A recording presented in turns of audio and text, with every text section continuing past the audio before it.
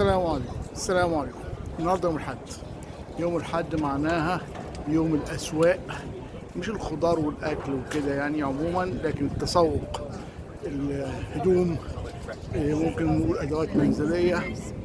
أنا هنا في منطقة جنب محطة ليفربول ستريت ستيشن في لندن. ليفربول ستريت، لو أنا بصيت كده ورايا المبنى ده كده اللي الكبير اللي في الوش، تبقى على شمالها المحطة. والناحية التانية لو مشيت كده هلاقي في الآخر خالص ماشي في شارع وايت شابل رود، وهنلاقي فيه محطة اولد جيت ايست في الأواخر هنا كده على الشمال. اللي أنا بصوره النهاردة كده واحد من أهم وأقدم الأسواق اللي في لندن، اللي اتعمل في القرن الثالث عشر. نشوف بقى له قد إيه بقى. واحد من الأسواق المغطاة. ودلوقتي انا كده رايح هنشوف اسمه. والسوق ده ماشي في جنبه سوق تاني في الشارع، ده سوق مغطى اندور ماركت يعني او كفر ماركت. عندنا سوق تاني مغطى هنغطيه ان شاء الله برضو في فيديو تاني. انا كده في بيتر فيلدز ماركت. نروح دلوقتي على المدخل او واحد من المداخل بتاعته عشان نشوف سبيتر فيلد ماركت اللي اتعمل من القرن الثالث عشر. هو اتعمل في منطقة كانت أصلا فيها مستشفى، اتعمل اسم مستشفى أو اسمها سانت ماريز سبيتال سانت ماريز سبيتال. وكان في برضه بيت للرهبان هنا. مكتوب هنا نقدر نقول ان هنا جنب سبيتال فيلدز اللي قدامي كده على طول شوردتش، بعد كده بيشوط كده على الشمال ليفربول ستريت اللي فيها محطة ليفربول ستريت. خلينا كده ندخل نشوف الماركت ده فيه ايه. النهارده يوم الحد الناس كلها بتخرج للتسوق. الماركت ده مش معناه خضار زي ما بقولوا الاكل، لكن معظمهم بيبقى لبس، زرع، ادوات منزليه. هنشوف الماركت ده النهارده فيه ايه. طبعا اكل الناس تاكل يعني مطاعم وكده، بس بتكلم مش خضار وفاكهه وكده. يوم الحد الناس بتخرج فيه الاكل. هنا نشوف الماركت. في هنا برانيت اهي، وده مكتوب اهو اولد سبيتال فيلدز ماركت. في محلات. الماركت ده مش يوم الحد بس، اعتقد ان المحلات كل الايام مش يوم الحد بس. انا مش متاكد الاندور ماركت نفسه ده بقى اللي هي مش المحلات، الستورز دي، هل دي برضو كل الايام ولا يوم الحد؟ انا حقيقي مش متاكد من المعلومه، حاولت اقرا عنها بس انا مش متاكد منها. ما لقيتهاش يعني بصراحه، مفيش غير ناس اسالهم واعرف منهم يعني هم نفسهم. لكن احنا كده زي ما احنا شايفين في اكسسوارات، في اشاربات، في حاجات طوق للراس، شرابات، برانيت، زعابيط، لوحات فنيه. هو معروف ان في هنا حاجات لوحات فنيه كتيره او منطقه للوحات الفنيه.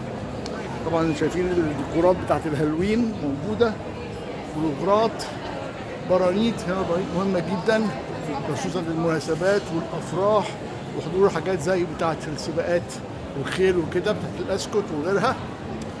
لبس. على فكره انا ملاحظ حاجه، ان معظم ان ما كانش 90% من اللبس لبس سيدات. ما بشوفش لبس رجالي غير قليل قوي في معظم الماركت. ليه ما اعرفش، لكن يعني هي الهدوم شكلها حلو جدا هنا زي ما احنا شايفين. هدوم شكلها حقيقي شيك قوي. حاجات الكروشيه دي. في اكل اهو برضه، عربيات اكل موجوده. في حمامات، طريقه الواحد بيفرح لما يلاقي حمامات. اكل شكله حلو جدا يفتح النفس. عربيات اكل تانيه، كافيتيريا، مشروبات واكل، كافيتيريا. اللبس ده ممكن يكون رجالي، اخيرا لقيت لبس رجالي موجود. في بينك شيف.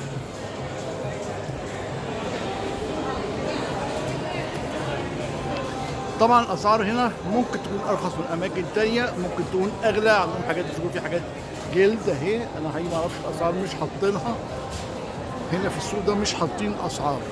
اسواق الشارع بيبقوا حاطين السعر. هنا في سعر اهو ما بين 35 و50، معرفش ايه بالظبط، الاشارب ولا ايه، حاجات صيني، منتجات صينية، لبس حريمي كده. رجالي ما شفناش غير واحد بس، بلوزات وحاجات شكلها حقيقي الوانها حلوة جدا. حاجات تانية اهي، حاجات جلدية، شنط وجزم، مشروبات، تاني اكسسوارات وشنط. النهارده الحمد لله الجو حلو، الناس خارجه كلها تتفسح، مفيش مطر، المنظر حلو، العرض حلو، لوحات فنيه. دي اعتقد ملابس رجالي الى حد ما. بنشوف الكافتيريا نفسها شكلها حلو ازاي، يفتح النفس للقعاد. ملابس اطفال، بيبيهات. نشوف ايه تاني. ده سبيترفيلد ماركت، السوق الشهير جدا، الاندور ماركت اللي جنب محطة ليفربول ستريت ستيشن. دي حاجات ياباني او صيني، متهيألي ياباني كل شيء. شوف بقية اجزاء، وفي اجزاء تانية ولا لا. ملابس اطفال، في اماكن تانية اهي.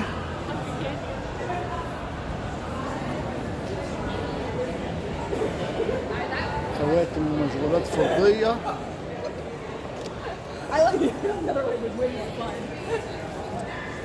لوحات، حاجات فراشات. ده كافيتيريا، ملابس اعتقد رجالي. هنكمل نشوف في ايه تاني في الماركت. في حلويات، مش هدايا، دي حلويات للبيع. في المحلات اعتقد ان هو الستولز دي او اسمها الترابيزات وكده، هي في الجزء اللي فات، لكن دي مداخل تانية له. في محلات تانية، محلات حاجات ماركات مشهورة.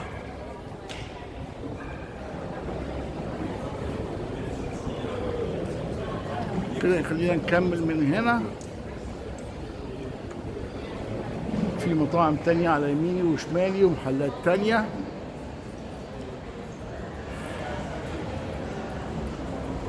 ولو طلعت لقدام هلاقي ابقى جنب اعتقد محطة ليفربول ستريت. في فيلة تانية زي الفيلة اللي انا ابتديت بيها الصورة، فيلة صغيرة. وفي تماثيل تانية، ده كلب وده أرنب راكبين عربية اختهم. في صغير غير في الأولاني، وفي التاني صغير.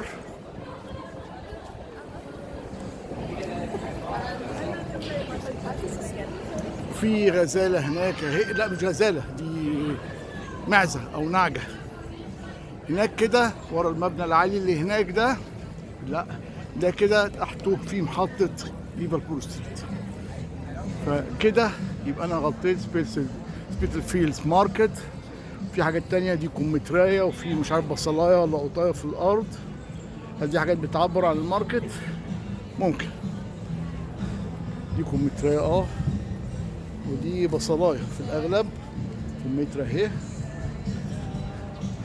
النعجة أهي.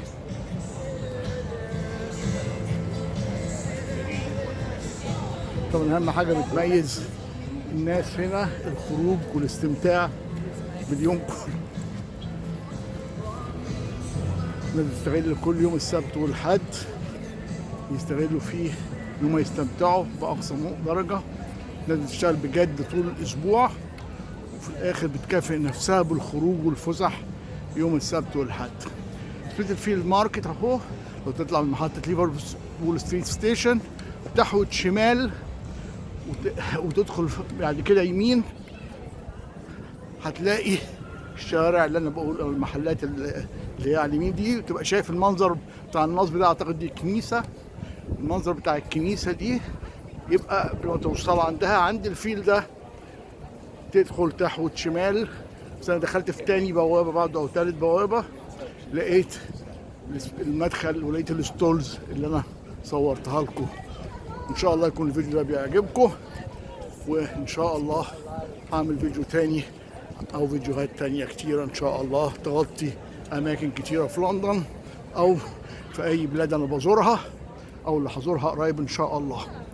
وبرضه ان شاء الله لما اروح مصر هصور هناك فيديوهات في اماكن كتيرة ممكن يكون في ناس مش راحوهاش وما شافوهاش او شافوا صورها بس.